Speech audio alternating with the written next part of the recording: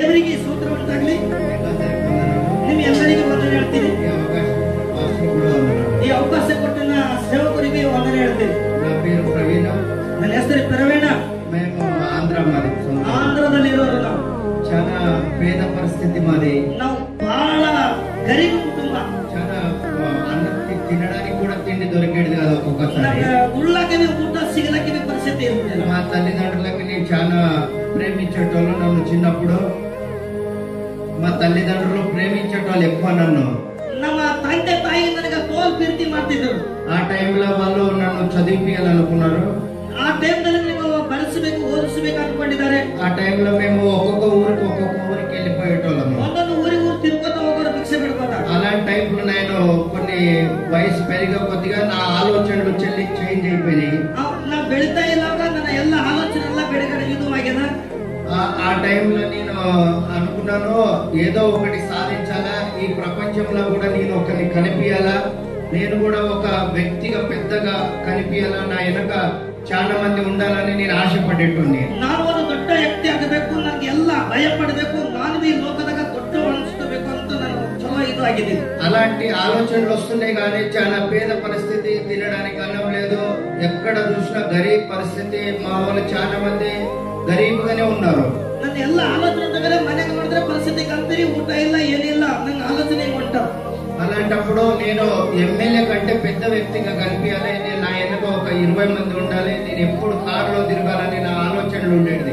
ನಾನು ಇಂದ ಒಂದು 20 ಮಂದಿ ಜನ ಇರಬೇಕು, ಎಮ್మెల్యేల ನಾನು ತಿರುಗಬೇಕು, ನಾನು ದೊಡ್ಡಷ್ಟು ನೋಡ್ಕೋಬೇಕು ಅಂತ ನನ್ನ ಆಲೋಚನೆ ನಾನು ಮಾಡ್ತಾ ಇದ್ದ. నా వయసు పెరిగే కొద్దిగా నేను వ్యాపారం చేయడం స్టార్ట్ చేసినాను. ನನ್ನ ವಯಸ್ಸಾಗನೆ ವ್ಯಾಪಾರ ಮಾಡೋದು ಅಂತ ಸ್ಟಾರ್ಟ್ ಮಾಡಿದ್ದೇನೆ. అలాంటప్పుడు 10 రూపాయలు, 20 రూపాయలు, 30 రూపాయల సంపాదన వచ్చేది. ಒಂದು 20 ರೂಪಾಯಿ 10 ರೂಪಾಯಿ ಸಂಪಾದನೆ ಮಾಡೋದು ఆలోచನೆ ಬಂತು. అలాంటప్పుడు నేను అనుకుంటున్నా ఈ సంపాదన తోటి నేను పెద్ద వ్యక్తి ఎట్లయితానో,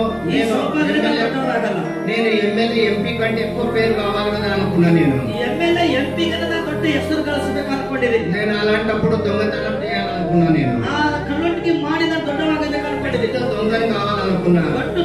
కళ్ళొంటికి ಆಗಬೇಕು, దొంగతనం చేస్తే పైసలు వస్తాయి, డబ్బు వస్తాయి అనుకున్నా. కళ్ళొంటికి ಮಾಡಿದ್ರೆ ದುಡ್ಡು ಬರ್ತಾವೆ, ಎಲ್ಲ ಬರ್ತಾವೆ ನನಗೆ. అలాంటప్పుడు దొంగతనం చేస్తే నా ఆశలు నెరవేరవనుకున్నా. నేను కళ్ళొంటికి ಮಾಡಿದ್ರೆ ನನ್ನ ఆశ ಎಲ್ಲ నెరవేరಲ್ಲ. నాకు కావాలి, డబ్బు కావాలి, పలుకుబడి కావాలి, నేను తిరిగితే కార్లు తిరగాలి, నా వెనక 20-30 మంది ఉండాలని, నన్ను ఎప్పుడు గౌరవిస్తుండాలని ఆశ నాది.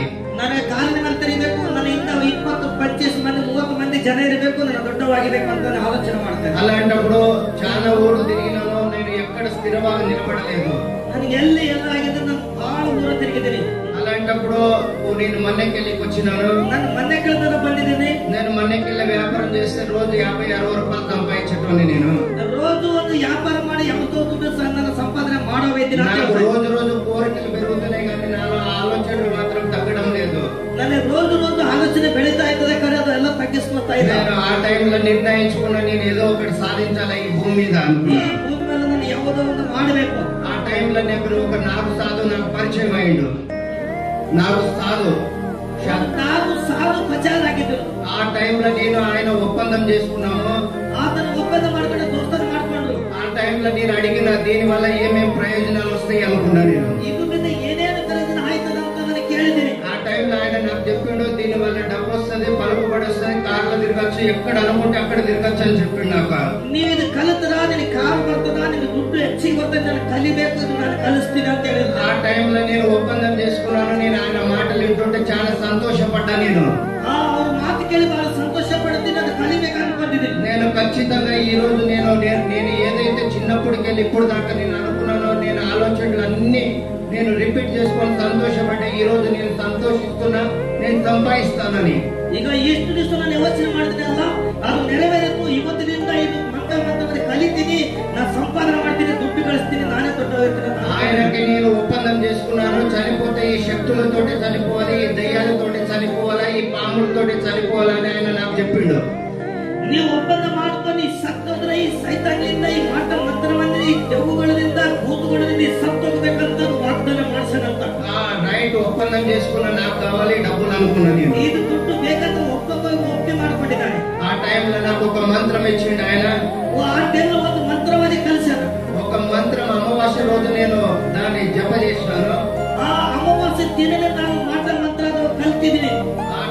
నేను ఆ మంత్రం చదివితే ఇక్కడ ఏమేం జరుగుతున్నది అనేది నేను చెప్పేసేటోని. ಆ ಮಂತ್ರ ನಾವು ಓದಿದ್ರೆ ఇక్కడ ಎಲ್ಲೆಲ್ಲಿ ಏನೇನು ಆಗಲತ್ತು ಅಂತ ನಾವು ಹೇಳೋವಾಗಿ ಇದ್ದಾಗ అలాంటి శక్తులు నేను 10 సంపాదించుకున్నాను.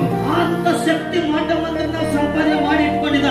అలాంటి దయ్యాలు కూడా 10 సంపాదించుకున్నాను. ఆ ಎಲ್ಲ ದೇವಗಳು ನನ್ನ ಬಳಿ ಇರ್ತಿತ್ತು, ನನ್ನ ಮಾತು ಕೇಳಿ ಬರ್ತಿತ್ತು. నేను దయ్యం రాంటే వచ్చేది, ದೇವು ಬಾ ಅಂದ್ರೆ ಬರ್ತಿತ್ತು, పో అంటే పోయేది, ಹೋಗಂದ್ರೆ ಹೋಯ್ತಿತ್ತು ಅಂತೆ. శక్తి కూడా దాంటే వచ్చేది, పో అంటే పోయేది. శక్తికి బా ಅಂದ್ರೆ ಬರಿಬೇಕು, ಹೋಗಂದ್ರೆ ಹೋಗ್ಬೇಕು. అవి ఒప్పందం చేసుకునేటప్పుడు అది నాకు ఏమి ఇస్తావు అని అడిగేది. ಅದು ಒಪ್ಪಂದ ಮಾಡಿದ್ರೆ ನನಗೆ ಏನು ಕೊಡ್ತೀಯ ಅಂತ ಕೇಳ್ತಾವ. ఒకటి సార్ అడిగేది, ಒಂದು ಸರಿ ಕೇಳ್ತದೆ, ఒకటి చికెన్ మటన్ అడిగేది, ಒಂದು ಚಿಕನ್ ಮಟನ್ ಕೇಳ್ತದೆ, ఒకటి బీడీ సిగరెట్ అడిగేది, ಒಂದು ಸಿಗರೆಟ್ ಬೀಡಿ ಕೇಳ್ತದೆ, ఒకటి తంబాకు అడిగేది. ಒಂದು ತಂಬಾಕು ಕೇಳ್ತದೆ. అలాంటప్పుడు నేనైతే అన్ని సేధించలేను, కానీ ఎవరికైతే ఆ ప్రయోగం చేయాలో వాళ్ళలోకి పంపించి వాళ్ళు తాగుతుంటే ఇది సంతోషపడేది. ನಾವು ಏನೇನು ಬೇಕಲ್ಲ ಇವ್ರು ಮಾಡಿ ಅದು ಕಳಿಸ್ಕೊಡ್ಬೇಕಂತ, ಯಾರು ಸಿಗರೆಟ್ ಬಿಗಿರಿ, ಯಾರು ಸೆಡಿ ಕುಡಿರಿ ಅಂತ ಇವ್ರು ಹೇಳಿ ಮಾಟ ಮಂತ್ರವಾದಿ ಕಳಿಸ್ಕೊಡ್ಬೇಕಂತ. వాళ్ళలో దూరి ఆ మంది అనేది అది తాగినప్పుడు ఇది సంతోషపడేది. ಅವ್ರು ಕೊಂಡಿನ ಮೇಲೆ ಇವ್ರು ಸೈತಾನ ಏನ್ ಮಾಡ್ತದಂತ ಸಂತೋಷ ಪಡ್ತಂತ. ಕುಡಿಯಿನ ಸರಿ, ಕುಡಿಯಿನ ಬೀಡಿ. అలాంటప్పుడు నా దగ్గరకు వచ్చి అది నాకు చెప్పేది, నేను ఇలా ఇలా ఇలా చేసి వచ్చినా అని. ಇವ್ರು ಬಲಿ ಬಲಿ ಹೇಳ್ತಂತ ಸೈತಾನ ಹಿಂಗ್ ಹಿಂಗ್ ಮಾಡಿದವ್ರು ಸರಿ ಕುಡಿಸಿದ, ತಂಬಾಕು ತಿನ್ನಿಸಿದ, ಗುಟ್ಕಾ ತಿನ್ನಿಸಿದ, ಸರಿ ಕುಡಿಸಿದ. ఒక శక్తి మంచిది ఉండేది, ಒಂದು ಶಕ್ತಿ ಚಲೋ ಇರ್ತದಂತ, ఒక శక్తి చెడ్డది ఉండేది. ಒಂದು ಶಕ್ತಿ ಕೆಟ್ಟದಿರ್ತದ. ఆ చెడ్డ శక్తికి నేను ఎప్పుడు పని చెప్తూనే ఉండాలి. ಆ ಕೆಟ್ಟವನ ಶಕ್ತಿಗೆ ಮಾಟ ಮಂತ್ರ ಶಕ್ತಿನ ಹೇಳ್ತಾನೆ ಇರ್ತೀನಿ ಹೋಗಂತ. అది పోయినప్పుడల్లా చేసి పని చేసుకొని వచ్చేది. ಅದು ಹೋಗಿನ ವಾರಿ ಎಲ್ಲ ಕೆಲಸ ಮುಗಿಸ್ಕೊಂಡು ಬರಬೇಕು. అలాంటప్పుడు నేను చాలా సంపాదించిన, నేను ఈ ప్రపంచంలో నేను ఒక వ్యక్తికి కనిపిస్తాను అని నేను సంతోషపడ్డాను. ನಾನು ದುಡ್ಡು ಸಂಪಾದನೆ ಮಾಡಿದ ಮಾಟ ಮಂತ್ರ ಮಾಡಿ ನಾನು ಬಹಳ ನನಗೆ ಖುಷಿ ಆಗಿತ್ತ. ఆ టైంలో ఒక్కొక్క రూపాయికి తాయిత కట్టిన, నేను తాయిత కట్టడం స్టార్ట్ చేసిన. ಆ ಟೈಮ್ನಲ್ಲಿ ಒಂದೊಂದು ತಾಯ್ತೆಗೆ ಒಂದೊಂದು ರೂಪಾಯಿ ಕಟ್ಟಬೇಕಂತ ಇಷ್ಟ ಮಾಡಿದ. నేను ఒక్కొక్క రూపాయి కట్టేటప్పుడు చాలా పబ్లిక్ వచ్చేది. ಒಂದೊಂದು ರೂಪಾಯಿ ಕಟ್ಟದಿದ್ರೆ ಬಹಳ ಪಬ್ಲಿಕ್ ಬರಬೇಕು. ఒక అమావాస్య రోజు పున్నం రోజు నేను 8 గంటలకు వచ్చుకుంటే రాత్రి 8 దాకా తాయితలు కట్టుకుంటూనే పోతుంటే నేను ಒಂದು 8 ಗಂಟೆಗೆ ಕಟ್ಟದ್ರೆ 8 దాకా ತಾಯ್ತಿ ಕಟ್ಕೊತಾನೆ ಕರ್ಕೊಂಡು ಹೋಯ್ರಿ. ఈ ఒక్కొక్క రూపాయితోటి నేను సౌకర్యంగానే 5 రూపాయలకు ఒక తాయిత కట్టడం స్టార్ట్ చేసినాను. 1 రూపాయి పెట్టుకుంటే 5 రూపాయలు తాయితి కట్టడానికి స్టార్ట్ ಮಾಡಿದ್ದಾರೆ. నా టైంలో చాలా మంది పబ్లిక్ విచిత్రంగా వచ్చేది నా దగ్గర చూపించుకోవడానికి. చూపించుకోవడానికి బహಳ మంది ನನ್ನ ಹತ್ರ ಬರಬೇಕಂತೆ. ఒకడు వచ్చి ముత్య అనేది, ಒಬ್ಬರು ಬಂದು ಮುತ್ಯ ಅಂತ ಕರೀತಾರೆ, ఒకడు వచ్చి మహారాజ్ అనేది, ಒಬ್ಬರು ಬಂದು ಮಹಾರಾಜ ಅಂತ ಕರೀತಾರೆ, ఒకడు వచ్చి స్వామి అనేది. ಒಬ್ಬರು ಬಂದು ಸ್ವಾಮಿ ಅಂತ ఇలాగ ಕರೀತಾರೆ. దేవునికైతే ఏ పేర్లు అయితే ఆ పేర్లన్నీ నాకు వచ్చేసినాయి. ಈ ಎಲ್ಲ ದೇವರಿಗೆ ಏನೆಲ್ಲ ಇದು ಬರ್ತಲ್ಲ ಹೆಸರು ಅದೆಲ್ಲ ನನಗೆ ಬಂದದಲ್ಲ. ఆ పేర్లు వింటుంటేనే నాకు చాలా గర్వం వచ్చేసేది. ಆ ಹೆಸರು ಕೇಳಿದ್ರೆ ಗರ್ವ ಅಹಂಕಾರ ಬಂದಿದ್ದಂತ. అలాంటప్పుడు వాళ్ళకి నేను యూజ్ చేసుకునేది, మీ ఇంట్లో ఇలా ఉన్నది, మీ కిటికీ ఇట్లా ఉన్నది, మీ భార్య ఇట్లా, మీ పిల్లలు ఇట్లా, మీ పేరు ఇదా అని నేను చెప్పుకుంటూ తిరిగేది. ಎಲ್ಲೆಲ್ಲ ಹೇಳ್ತಿದ್ದ, ಹಿಂಗದ ನಿನ್ ಮನೆಗೆ ಹಿಂಗದ, ನಿನ್ ಮನೆ ಹಿಂಗದ ಎಲ್ಲ ನಾನು ಹೇಳ್ತಿದ್ದ. మహారాజ్ దానికి ఏం ప్రయోజనం చేయాలని నన్ను అడిగేది. ಅದೆಲ್ಲ ಏನು ಮಾಡಬೇಕು ಅಂತ ನಾನು ಕೇಳ್ತಿದ್ದ. నేను అట్లాంటప్పుడు పూజలు చేయాలి, నేను ఇంట్లో పూజ చేస్తే మీకు సంతోషం ఉంటుందని నేను చెప్పేది. ನಿಮ್ ಮನೆಗ ಪೂಜಾ ಪುಸ್ಕರ ಮಾಡಿ ಚಲೋ ಪೂಜಾ ಮಾಡಿ ನಿಮ್ ಸಂತೋಷದಿಂದ ಹೇಳ್ತಿದ್ರ. అలాంటప్పుడు అట్లా పూజలు చేసుకుంటే చాలా డబ్బులు సంపాదించేది నేను. ಎಲ್ಲ ರೊಕ್ಕ ದುಡ್ಡು ಸಂಪಾದನೆ ಮಾಡಿದ್ದಾರೆ. ఆ డబ్బులు చాలా విచిత్రంగా 20-30 వేల రూపాయలు నేను సంపాదించేది, కానీ నా దగ్గర 1 రూపాయి కూడా ఉండడం లేదు. 20-30 ಸಾವಿರ ದಿನ ಗಳಿಸ್ತಿದ್ರಿಂದ 1 ರೂಪಾಯಿ ಇರಿತಿಲ್ಲಂತ. ఒక్కొక్క రోజు 1 లక్ష రూపాయలు కూడా సంపాదించిన, కానీ 1 రూపాయి కూడా ఉండేది లేదు. ಆ ಮಾಟ ಮಂತ್ರಿ ಕಲ್ತು ಮಾಡಿ 1 ದಿನಕ್ಕೆ 1 ಲಕ್ಷ ರೂಪಾಯಿ ಗಳಿಸಿ ఇలా నా జీవితం ఇలా గడిచిపోతుండది. ನಮ್ಮ ಜೀವನ ಹಿಂಗೆ ಆಗ್ತಾ ಇತ್ತು. నేను అనుకున్నాను ఇది కాదు, ఇంకా పెద్దది ఏమైనా సాధించాలనుకున్నా నేను. ದೊಡ್ಡದು ಸಾಧಿಸಬೇಕು ಅನ್ಕೊಂಡಿದ್ದಾರಂತೆ. అలాంటప్పుడు ఆ గురువు కంటే నేను ఇంకా పెద్ద గురువు అయిపోయినాను. ಆ ಗುರುವಿನಿಂದ ಹೆಚ್ಚಿಗೆ ಇವರೇ ದೊಡ್ಡ ಗುರುವಾಗಿದ್ದಾರೆ. చాలా మంది స్వాములు వచ్చి నన్ను సలహా అడిగేది, ఏం చేయాలి, ఎక్కడ చేయాలి, ఏం చేయాలనేది. ಎಲ್ಲರೂ ಸ್ವಾಮಿಗಳು ಬಂದು ಏನೇನಂತ ಕೇಳ್ಕೋಬೇಕಿದ್ರು. అలాంటప్పుడు నేను దేవుడిని అయిపోయిన కదా అని నేను నాలో గర్వం వచ్చేసింది. ನಾನೇ ದೇವರಾಗಿದ್ರಿಂದ ಅವರ ಒಳಗೆ ಗರ್ವ ಬಂತಂತೆ. అలాంటి టైంలో నేనేం చేసిన అంటే వాళ్ళకు గొడవలు పెట్టేది, వాళ్ళ ఇంట్లోకి సమస్యలు పెట్టేది, అలాంటి చేయడం స్టార్ట్ చేసిన నేను. ಮಧ್ಯಾಹ್ನ ಯಾರ್ಯಾರ ಮನೆಗೆ ಜಗಳ ಹಾಕೊಡ್ಬೇಕು, ಗಂಡಂಟಿ ಜಗಳ ಹಾಕೊಡ್ಬೇಕು, ಅಕ್ಕಿ ಸೊಸಿಗೆ ಜಗಳ ಹಾಕೊಡ್ಬೇಕು, ಕಿರಿಕಿ ಹಚ್ಕೊಡ್ಬೇಕು. నా దగ్గరికి వచ్చిన వాళ్ళకందరికీ ఒక ఒక నెల దాకా మంచిగా ఉంచేది. ನಮ್ಮ ಬಲ್ಲಿಗೆ ಯಾರು ಬರ್ತಾರೋ వాళ్ళు తింకొడతాన చలో ఇక్కಬೇಕು ಅವರಿಗೆ. ఆ నాలో ఉన్న శక్తులు మాత్రం వాళ్ళని విడిచిపెట్టేది కాదు. ಇವನ್ ಬಲ್ಲಿ ಇಟ್ಟಿನ ಶಕ್ತಿಗಳು ಅವ್ರಿಗೆ ಬಿಟ್ಕೊಡದಂತ ಮತ್ತೆ ಹೋಗ್ತಾವಂತ ಒಳಗೆ. ఒక్కసారి నా దగ్గరకు వచ్చిపోయిన వాళ్ళకి మాత్రం ఖచ్చితంగా ఇబ్బంది పెట్టేది. ಯಾರು ನಮ್ಮ ಹತ್ರ ಒಂದ್ಸಲ ಬಂದಿದ್ರು ಖచ్చితంగా ಹಮೇಶ ಅವರಿಗೆ ಇಬ್ಬಂದೇ ಕಷ್ಟಗಳೇ ಬೀಳ್ತಿದ್ರು. అలాంటప్పుడు నేను చాలా బాధపడేది. నేను ಆದ್ರಿಂದ ಬಹಳ ಕಷ್ಟದಾಗ ಬೀಳ್ತಿದ್ದೀರಂತ. ఎన్నో రూపాయలు వస్తున్నాయి కానీ నేను ఒక్క రూపాయి కూడా నేను సంపాదించలేకపోతున్నా కదా అనుకున్నా. నేను ಎಷ್ಟು ದುಡ್ಡು ಬರ್ತಾ ಇದ್దో ನಮ್ಮ ಸಂಪಾದನೆ ಇರ್ತಾ ಇಲ್ಲ. చాలా మంది నా దగ్గరకు వస్తే నేను చెప్పేది, మీకు ఇలా ఇలా సమస్యలు ఉన్నాయి, ఇలాగా వచ్చిండ్రు, మీకు మానసికంగా ఉన్నారు, మీకు ఏ ఇబ్బందులు లేవని చాలా మందికి చెప్పేది. నేను ಇದೆಲ್ಲ ಪರಿಸ್ಥಿತಿ ಯಾವಾಗ ನೀವು ಬರಬೇಕು ಅಂತ ನನ್ನ ತೋಲ್ ಬಹಳ ಜನಕ್ಕೆ ನಾನು ಹೇಳೋದಿದ್ದೀನಿ. అలాంటప్పుడు నేను నిజంగా చెప్పడం స్టార్ట్ చేసిన తర్వాత వాళ్ళు అక్కడ ఇక్కడ చూపించుకొని నా దగ్గరకు వచ్చేటోళ్ళు.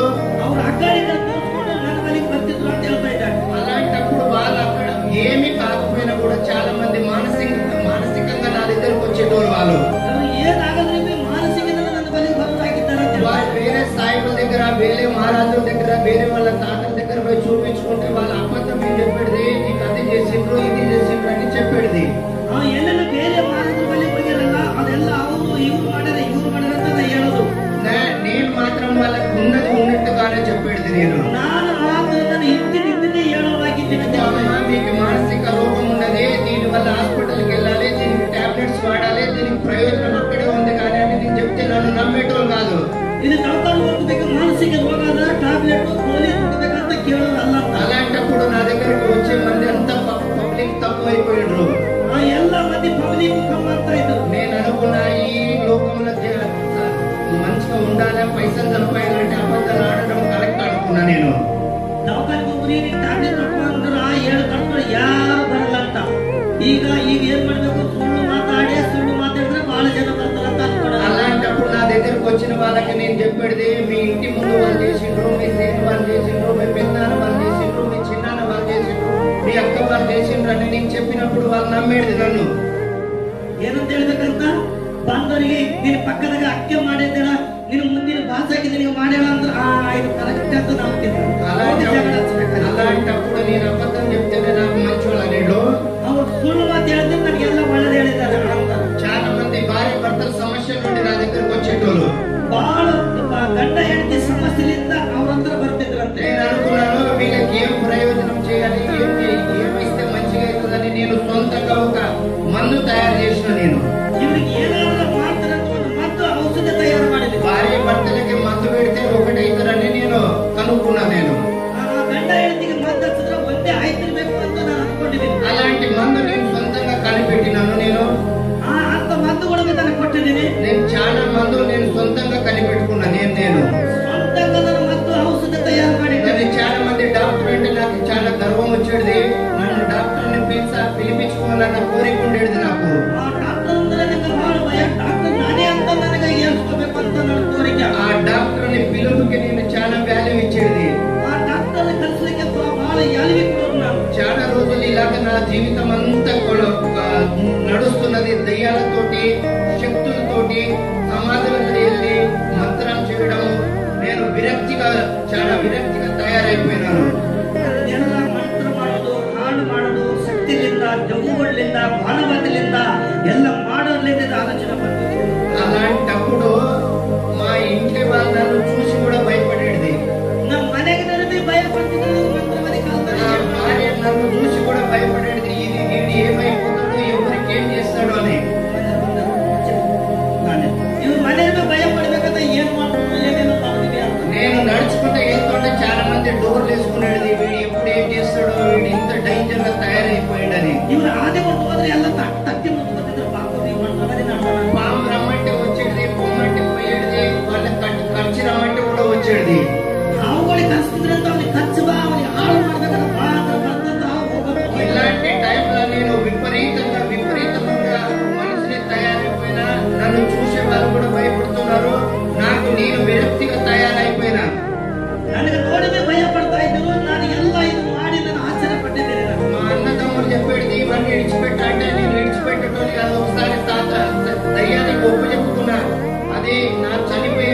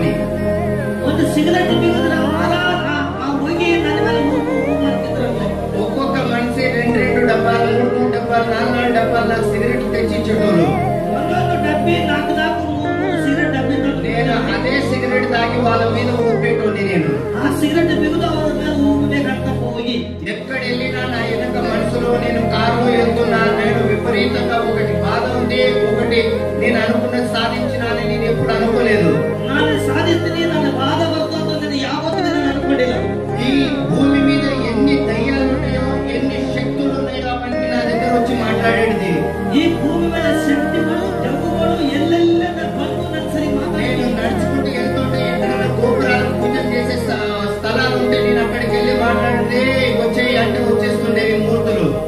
ಎಲ್ಲೆಲ್ಲ ಕುಡಿದಾಗ ಪೂಜೆ ಮಾಡ್ತಿರಲ್ಲ ಆ ಕುಡಿಯಾಗ ಮೂರ್ತಿ ದೊಡ್ಡ ಮಾತಾಡ್ತಿದ್ವು ಅಂತ రాళ్ళకి కదలిక తెచ్చేటోండి నేను. రాళ్ళకి కదలిక, ఆ కళ్ళుಗಳು బొమ్మి ఇక్కడ ఇರ್ತಲ್ಲ ಅದನ್ನೇ కదిలిస్తుంది ಅಂತ అంత పవర్ గా తయారైపోయింది నేను. అంత పవర్ మంత్రవాది కలుగుతానంత రోజు వచ్చి చాలా మందికి తాయితలు కట్టేది, ఇళ్ళపై పూజలు చేసేది, ఎన్నో భార్య భర్తలకు సమస్యలు తెచ్చేది, 4 రోజులు వాళ్ళకి మంచి ఉంచేది, మళ్ళీ గొడవలు పెట్టేది స్టార్ట్ అయి చేసేసిన నేను అందరికి. ಎಲ್ಲರಿಗೆ ಜಗಳ ಹಚ್ಬಿಡೋದು, 4 ದಿನ ಚಲೋ ಇರ್ಬೇಕು, 4 ದಿನ ಮತ್ತೆ ಜಗಳ ಹಚ್ಬಿಡ್ಬೇಕಂತ. అలాంటప్పుడు నా ఆరోగ్యం చాలా క్షీణించిపోయింది. అలాంటి ఆలోచన బహಳ ఇದಾಗಿದೆ ನನಗೆ. నా ఆరోగ్యం బాగా క్షీణించిపోయింది. ನನ್ನ ಆರೋಗ್ಯ ಇದು ಆಗಿದ್ದಂತೆ ಪ್ರಾಬ್లం. అలాంటప్పుడు నేను ఒక ప్రయాణంలో చేస్తున్నప్పుడు నాకు హఠాత్తుగా హార్ట్ అటాక్ అయిపోయింది. ಒಂದು ವೇಳೆ ನನಗೆ ಒಂದು ಇದು ಮಾಡುವಾಗ ಹಾರ್ಟ್ ಪ್ರಾಬ್ಲಮ್ ಆಗಿದೆ. ఇదే బీదర్ డిస్ట్రిక్ట్ లో బాల్కి హాస్పిటల్ నాకు అడ్మిట్ చేసిండ్రు. ఈ బాల్కి హాస్పిటల్ ಗೆ ಅಡ್ಮಿಟ್ ಮಾಡಿದ್ದಾರಂತೆ. నా భార్య ప్రెగ్నెంట్ ఉన్నది. ಇವ್ರ ಮನೆಯವರು ಹೊಟ್ಟೆಲಿ ನಿಂತಳು. నా భార్య చాలా విపరీతంగా ఏడుస్తుంది. నా భర్త నాకు దూరం అయిపోతున్నాడు. ఈ రోజు హార్ట్ అటాక్ వచ్చింది, మళ్ళీ ఎట్లాగైనా హార్ట్ అటాక్ వచ్చి తీసుకెళ్తుంది నా భర్తనని. ನಮ್ಮ ಮನೆಯವರಿಗೆ ಹಾಗೆ ಸಾಯ್ತಾರ, ಏನು ಬಚಾಸಲ್ಲ, ಹಾರ್ಟ್ ಅಟ್ಯಾಕ್ ಬಂದು ದೂರ ಆಯ್ತಾರ, ನನಗೆ ಬಿಟ್ಬಿಟ್ಟು ಹೋಯ್ತಾರ. మా అన్నదమ్ములు బాధపడుతున్నారు. మా అమ్మ మా అక్క చెల్లెలు చాలా విపరీతంగా బాధపడుతున్నారు. చిన్న వయసులోనే భార్య పిల్లలకి ఇచ్చి చనిపోయే పరిస్థితి వచ్చింది అని. ಸಣ್ಣ ವಯಸ್ಸಿನಾಗಲೇ ನೀವೆಲ್ಲ ಬಿಟ್ಬಿಟ್ಟು ಹೋಗ್ತಾರಂತ ಕಷ್ಟ ಬರ್ತಾರೆ. అలాంటప్పుడు నాకు తీసుకొని కర్నూలుకి వెళ్ళిపోయిండ్రు. కర్నూలు కర్నూలు ಹೋಗಿದ್ರೆ ಇದ್ರಾಗ ಇಲ್ಲಿಂದು అలాంటప్పుడు ఆడ హాస్పిటల్ కొన్ని రోజులు ఉండి ట్రీట్మెంట్ చేసుకొని మళ్ళీ మన దగ్గరికి వచ్చిన. ಅಲ್ಲಿ ಟ್ರೀಟ್ಮೆಂಟ್ ಹೋಗಿ ಇಲ್ಲಿ ಸುತ್ತಮುತ್ತ ಮತ್ತೆ ಮಂದಿ ಕಡೆ ಬಂದಿದ್ದಾರೆ. రికవర్ అయిన తర్వాత చాలా మంది పబ్లిక్ నా దగ్గరకు వచ్చి మహారాజు నువ్వు ఎక్కడ వెళ్ళినావు అని నన్ను ఇంకా హై పోస్ట్ లో చూస్తున్నారు వాళ్ళు. ಎಲ್ಲಿಗೂ ಬಂದು ಎಲ್ಲ ಜನ ಬರ್ತಾ ಇದ್ದಾರೆ. నేను అనుకున్న చనిపోయే పరిస్థితిలో ఉంది. ఈ మూర్ఖు ప్రజలు నన్ను దేవుడు అంటున్నాడు, నాకు నేను కాపాడుకోలేని పరిస్థితిలో ఉన్నాయి. ఇప్పుడు ನಾನು ಏನ್ ಮಾಡಿ ನಾನು ಕಾಪಾಡ್ಕೊಳ್ಳೋ ಪರಿಸ್ಥಿತಿಲಿದ್ದ ಈ ಜನಕ್ಕೆ ಏನ್ ಮಾಡಿ ನಾನು ಅಂತ ನನ್ನ ಜೀವನ ಹೋಗದ ಏನ್ ಮಾಡಿ ಆಗ್ತದೆ. అలాంటప్పుడు నేను బతికి ఏం సాధించలేదో చనిపోయిన తర్వాత సాధిస్తా అని ఒకటి గేమ్ వేసుకున్నా నాకు నేను. ನಾನು ಬದುಕಿ ಜೀವನ ಏನ್ ಮಾಡಿಲ್ಲ, ಸತ್ತಿನ ಮೇಲೆ ಇದೆಲ್ಲ ನಾನು ಮಾಡ್ಕೋಬೋದಾ ಅಂತ ಅನ್ಕೊಂಡಿದ್ದೆ. అలాంటప్పుడు నేను ఒక ప్లేస్ ఒక జాగ చూసుకున్నా. ఇక్కడ నేను చనిపోయి అక్కడ నన్ను సమాధి చేస్తే చాలా మంది పబ్లిక్ వచ్చి మహారాజు బతికే ఉంటాడన్న ఆలోచన తెప్పియాలని నాకు నేను నిర్ణయించుకున్నా. ಒಂದು ಜಾಗ ನೋಡ್ಬೇಕು, ಸತ್ತೋಗಿದ್ರೆ ಸಮಾಧಿ ಕಟ್ಟಬೇಕು, ಎಲ್ಲ ಜನ ಬಂದು ಇಲ್ಲಿ ಬದುಕಿದ್ದಾನಂತ ಅನ್ಕೋಬೇಕು, ಎಲ್ಲ ಜನರಂತ ಒಳಗ. అలాంటి గేమ్ నేను తయారు చేసుకున్నాను. ಅದು ಅಂತ ಒಂದು ಜಾಗ ನಾನು ತಯಾರು ಮಾಡ್ಕೊಂಡಿದ್ದೆ. నేను అందరికి నా ప్రజలకు అందరికి చెప్పుకున్నా, నా భక్తులకు అందరే నేను ఈ పలానా రోజు ఇట్లా అవుతున్నాను, మీరందరూ రావాలి, నాకు టెక్కాలు ఉండాలి, నాకు పూజ చేయాలని నేను చెప్పిన. ಫಲಾನ ದಿನ ಮಾಡಬೇಕು, ನಾನು ಸಾಯ್ತೀನಿ, ಸಮಾಧಿ ಕಟ್ಟಬೇಕು, ನಾನು ಪೂಜೆ ಮಾಡಬೇಕು, ನಾನು ಭಕ್ತರು ಮಾಡಬೇಕು ಅಂತ ಅನ್ಕೊಂಡೆ. అలాంటప్పుడు చాలా మంది ఒప్పుకున్నారు, సరే ఓకే అనుకున్నారు. ಎಲ್ಲವನ್ನು ಓಕೆ ನಾವು ಮಾಡಕ ರೆಡಿ ಇದ್ದೆವು.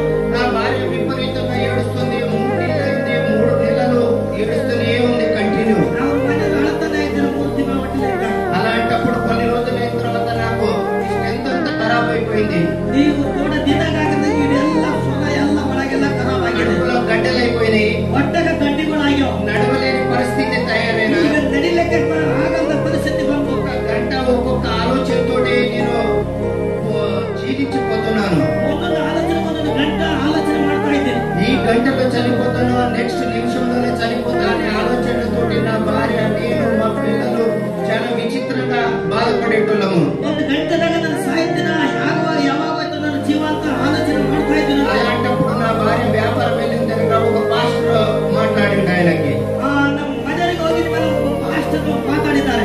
నా పాస్టర్ నా భార్యకి చెప్పింది, మీ సమస్యలన్నీ ఇట్లా ఉన్నాయి, నా భర్తకి అనేక దయ్యాలు ఉన్నాయి, నా భర్త దగ్గర శాతపడి శక్తులు ఉన్నాయి, అన్ని ఉన్నాయి, వీటికి వెళ్ళి విడిపించాలంటే ఎట్లా చేయాలి పాస్టర్ అని అడిగింది. ಪಾಸ್ಟರ್ಗೆ ಹೇಳಿದ್ರೆ ಮನೆಯವ್ರಿಗೆ, ಸ್ವಾಮಿ ನಮ್ಮ ಮನೆಯವ್ರ ಬಲ್ಲಿ ಮತ್ತೆ ದೆವ್ವಗಳವ, ಮಾಟಮಂತ್ರ ಶಕ್ತಿಗಳವ, ಎಲ್ಲ ಪಾಪಗಳವ, ಇದರಿಂದ ದೂರ ಮಾಡಬೇಕಂದ್ರೆ ಹ್ಯಾಂಗ ಮಾಡಬೇಕು ಅಂತ ಪಾಸ್ಟರ್ಗೆ ಹೇಳಿದ್ರೆ. ఒక్కడేమ్మా ఈ ప్రపంచంలో ఎవ్వరు లేరు, యేసు ప్రభు ఒక్కడే దేవుడు, ఆయనకి నువ్వు డైలీ ప్రార్థన చెయ్యి, నీ భర్త బతుకుతాడని చెప్పింది. ಪಾಸ್ಟರ್ ಹೇಳಿದ್ದಾರೆ, ನಮ್ಮ ಮನೆಯವರಿಗೆ ಈ ಲೋಕದಾಗ ಯಾರು ಇಲ್ಲಮ್ಮ, ರಕ್ಷಿಸವ ಒಬ್ಬರೇ ಯೇಸು ಇದ್ದಾನೆ, ಅವರಿಗೋಸ್ಕರ ದಿನ ಪ್ರಾರ್ಥನೆ ಮಾಡಿದ್ರೆ ಮನೆಯವರಿಗೋಸ್ಕರ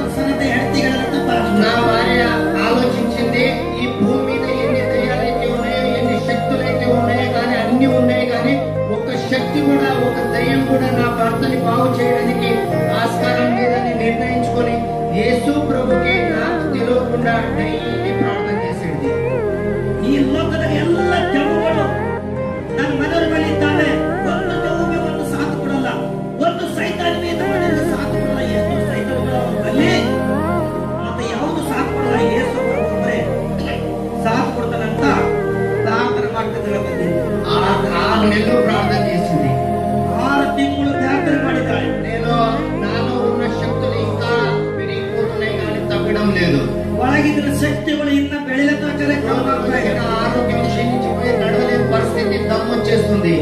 ಈಗ ಹೋಗುವಾಗ ದಮ್ಮು ಬರ್ತಾ ಇತ್ತು, ನಡಿಲಾಗ ಬರ್ತಾ ಇಲ್ಲ. తినడానికి తింటే ఇట్లా జీర్ణం కావడం లేదు, చూసే కడుపు నింపుకునే పరిస్థితి వచ్చేసింది నాకు. ಈಗ ನೋಡಿ ಊಟ ಮಾಡಕ ಬರ್ತಿಲ್ಲ, ನಡಿಲಕ ಬರ್ತಿಲ್ಲ ಪರಿಸ್ಥಿತಿ ಬಂದದ.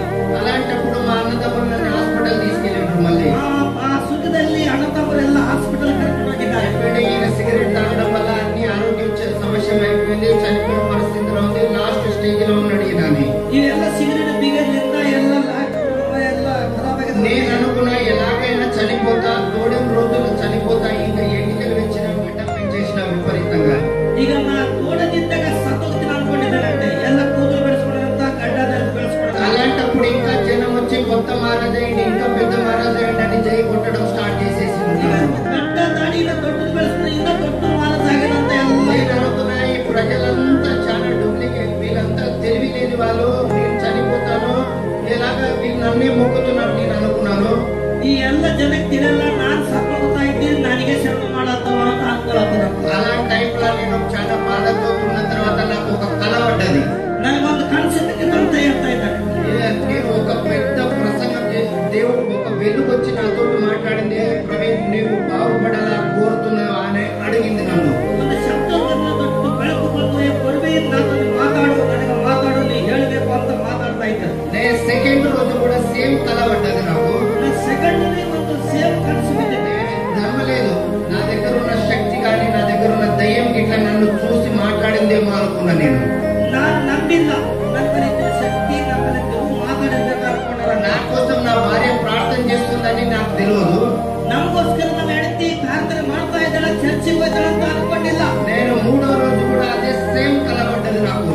3ನೇ ದಿನವೇ ಸೇಮ್ ಅದೇ ಕನಸು. ప్రవీణ్ నువ్వు బాగుపడాలనుకుంటే నా దగ్గర నేను బాగు చేస్తా అని నాకు మాట్లాడింది.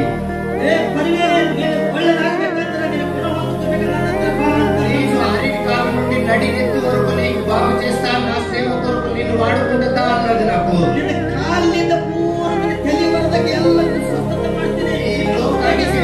ఈ లోకానికి వెలుగుగా చేస్తా, నేను బాగుపరిచి నీ సాక్షి ఉంచుకుంటా అన్నది. ಈ ಲೋಕಾనికి ಎಲ್ಲ ಈ ಲೋಕದಾಗೆಲ್ಲ ನಿನಗೆ ಬೆಳಕಿನಾಗ ತಕ್ಕೊತೀನಿ, ಬಾ ನಿನಗೆ ಅಂತ అయినా నేను నమ్మలేదు. ಆದ್ರೆ ನಾನು ನಂಬಿಲ್ಲ నా ಅಂತ దగ్గర ఉన్న ಹೇಳ್ತಾರೆ. దయ్యాన్ని, నా దగ్గర ఉన్న శక్తులన్నీ పిలిచిన ఎవరెవరు నన్ను ఏం మాట్లాడినారని. ಎಲ್ಲ ದೆವ್ವಗಳಿಗೆ ಶಕ್ತಿಗಳು ಕರೀತಾ ಇದ್ದ, ನನಗೆ ಯಾರ್ಯಾರ ಮಾತಾಡೋದು ಅಂತ ಕರೀತಾನ. ఏ శక్తి కూడా ఏ దయ్యం కూడా నాతోటి మాట్లాడలేదు. ಯಾವುದು ಶಕ್ತಿ ಯಾವ ದೆವ್ವೇ ಮಾತಾಡಿಲ್ಲ ಅಂತ ಹೇಳ್ತಾರೆ. అంటే ఒక థింక్ వచ్చింది, వెళ్ళి ఎవరినైనా సలహా తీసుకుందామని ఒక ఆలోచన వచ్చింది నాకు. నేను వెళ్ళి సలహా తీసుకుందాం ఎవరితో అన్నా కానీ. ಏನ್ ಸಲ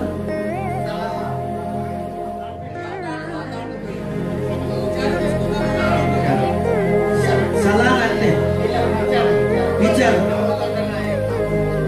ಯಾರಿಂದಾರ ಒಂದು ಏನಾರ ಒಂದು ಹೆಗ್ಗಲ್ಲ ಮಾಡ್ಕೋಬೇಕಂತ ಒಂದು ವಿಚಾರ ಮಾಡಿದ್ವಿ. అలాంటప్పుడు నా దగ్గర ఒక ఎప్పటికీ మా ఇంటి పక్కన యేసు ప్రభు నమ్ముకున్న వాళ్ళు ఉన్నాడు, వాళ్ళు ఆయన దగ్గరకు వచ్చిపోయాడు. ఆయన మీదిపోయింది నా ఆలోచన అంతా. ಅವ್ರ ಮನೆ ಪಕ್ಕದವ್ರ ಬದಿ ಒಂದು ಸೇವಕರು ಬರ್ತಿದ್ರು, ನನ್ನ ಆಲೋಚನೆ ಅವ್ರ ಮುಖಾಂತರ ಹೋಗಿ నేను ఆయన దగ్గరికి వెళ్ళి నేను ఉన్న కళ నా మొత్తం చెప్పేసిన ఆయనకి. నేను ಆ ಇಂಟಿನ ಕನಸೆಲ್ಲ ನಾನು ಎಲ್ಲ ఆయన చెప్పాడు, దేవుడు నిన్ను ఉపయోగం చేసుకుంటాడు, దేవుడి మాట ఈరోజు బాగుపడతాడని చెప్పినాడు. ಆ ದೇವರನ್ನು ಉಪಯೋಗ ಮಾಡ್ಕೋತಾನ, ನೀನು ಒಳ್ಳೆವಾಗಿದ್ದೀನಿ, ದೇವರ ಮಾತನ್ನು ಹೇಳ್ಕೊತ ಹೋಗೋ ಸಾಕ್ಷಿ ಅದು. అలాంటప్పుడు నేను నమ్మలేదు. లాస్ట్ పరిస్థితిలో ఉన్నా, నేను చనిపోయే పరిస్థితిలో ఉన్నా, ఈ భూమి మీద డాక్టర్ గాని ఏ శక్తి గాని ఏ దేవుడు గాని నన్ను బాగు చేయలేడని నేను ఒకటే నమ్మినాను. ಈಗ ನಾನು ಅನ್ಕೊಂಡಿದ್ದೀನಿ, ನಾನು ನಂಬಲ್ಲ, ನಮ್ಮ ಒಳಗೆ ದೆವ್ವ ಆಗಲಿ ಬಾಧವಾದ ನನಗೆ ಬಿಟ್ಟು ಬಿಡಲ್ಲ, ನನಗೆ ಇದು ಚಲೋ ಆಗಲ್ಲ, ಈ ಆರೋಗ್ಯ ನನಗೆ ಒಳ್ಳೇದಾಗಲ್ಲ, ನಾನು ಸಾಯ್ತೀನಿ ಆಗಲಿ. అలాంటప్పుడు కొన్ని రోజుల తర్వాత ఒక వ్యక్తి నాకు పరిచయం అయ్యిండు. ಒಂದು ವ್ಯಕ್ತಿ ನನಗೆ ಪ್ರಚಾರ ಆಗಿದ್ರು ಅಂತ ఆ ಹೇಳ್ತಾರೆ. వ్యక్తి నేను సిగరెట్ తాగి ఊరుతుంటే నా నుండి దూరం వెళ్ళిపోయాడు. ಆ ಸಿಗರೆಟ್ ಬೀಗವಾಗ ದೂರವಾಗಿದ್ದ ನನಗೆ నేను ಬಿಟ್ಟು అనుకున్న వీడు నాకు నా పొగ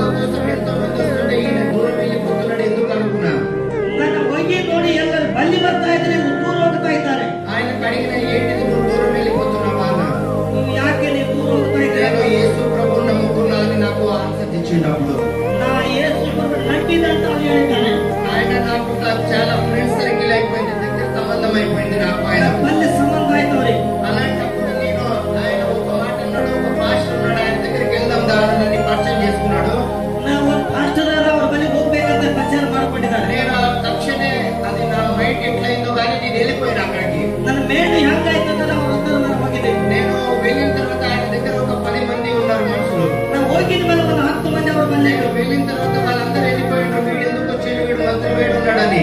ಅವ್ರು ಎಲ್ಲ ಹೋಗಿದ ಮೇಲೆ ಮಂತ್ರ ಬಂದಿದ್ದಾರೆ, ಯಾಕೆ ಬಂದಿರಂತ ಹೇಳಿದ್ದಾರೆ. అలాంటప్పుడు పాస్టర్ చెప్తున్నాడు ఒక్కొక్క మాట, యేసు ప్రభు సిలువ యాగమైండు మన పాపముల కోసం, మన అనారోగ్యాల కోసము సిలువ ఆగి మనకు జయం ఇచ్చిండని ఆయన నాకు చెప్తున్నాడు. ಹಲ್ಲೆಲೂಯಾ.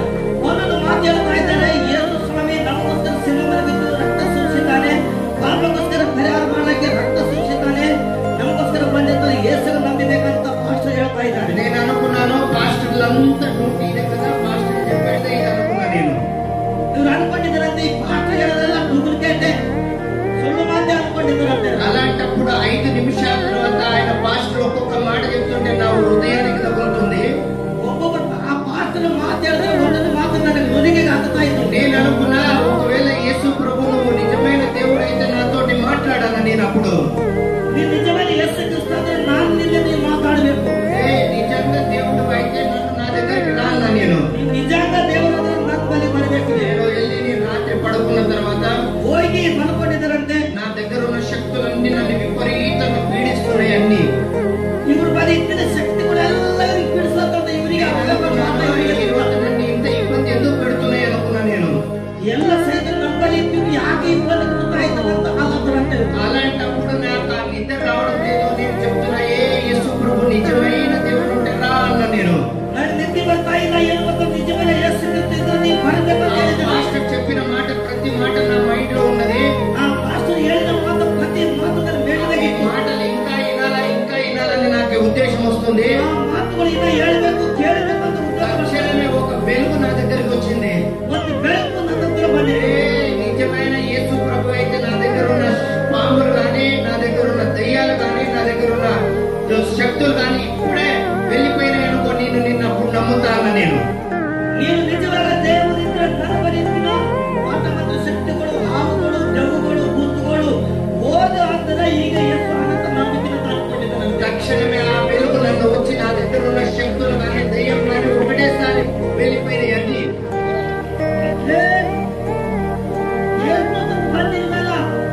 ಇವರು ಬಲಿದ್ರೆ ದೆವ್ವಗಳು, ಮಾಟ ಮತ್ತು ಶಕ್ತಿಗಳು, ಹಾವುಗಳು ಎಲ್ಲ ಬಿಟ್ಟು ಓಡಿ ಹೋಗಿ ಅಂತ ಯೇಸು ಬಂದಿರುವೆ.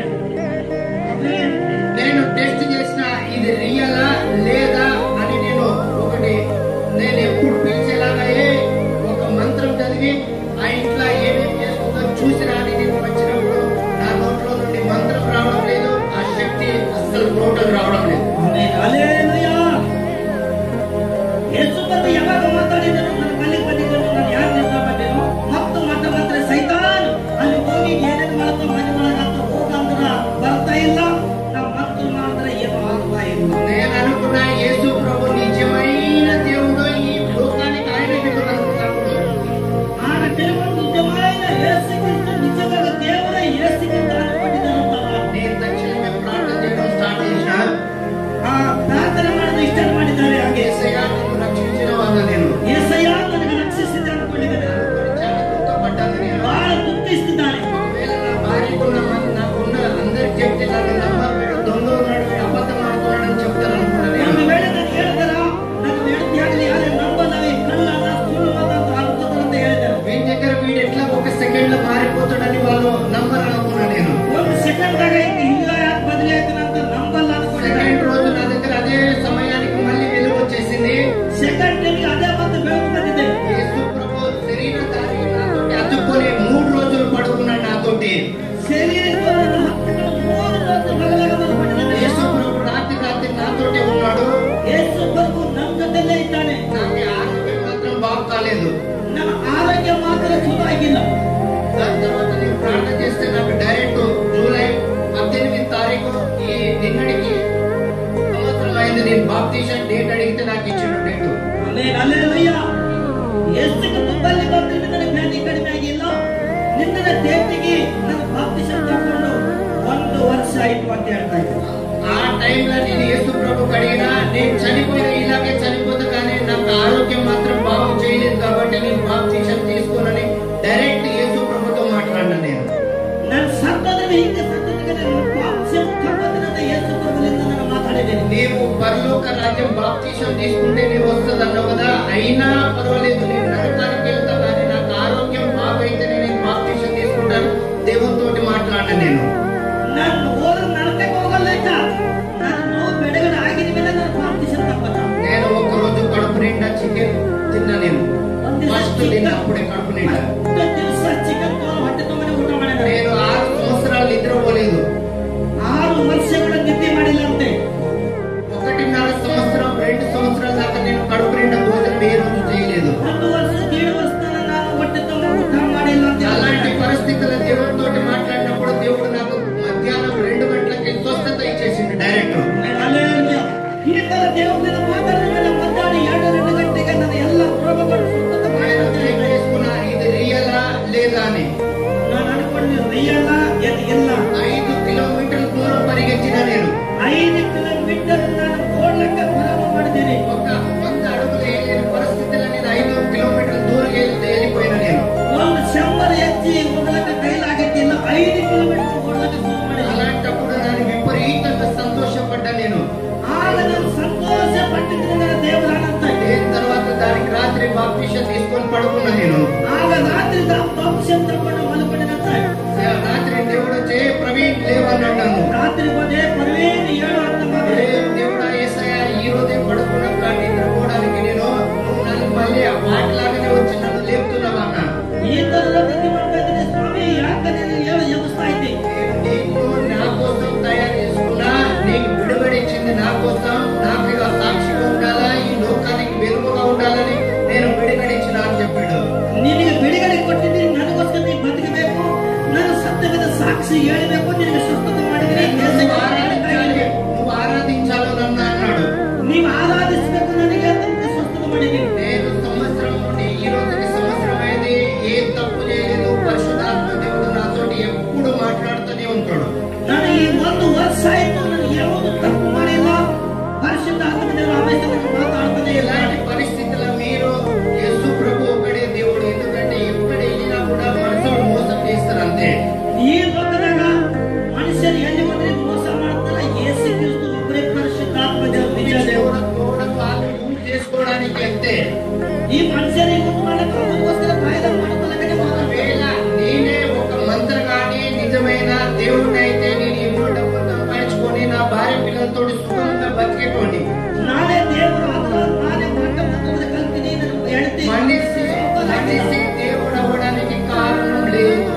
మనిషి దేవుడు అన్నಕ್ಕೆ కాರಣ ಇಲ್ಲ. యేసు ప్రభు ఒకటే చనిపోయి తిరిగి లేచుడు. యేసుకి ఒక్కడే దేవుడు సత్య ఎత్తు కోసం బతికే దేవుడు స్తుతించగలుగుతాము.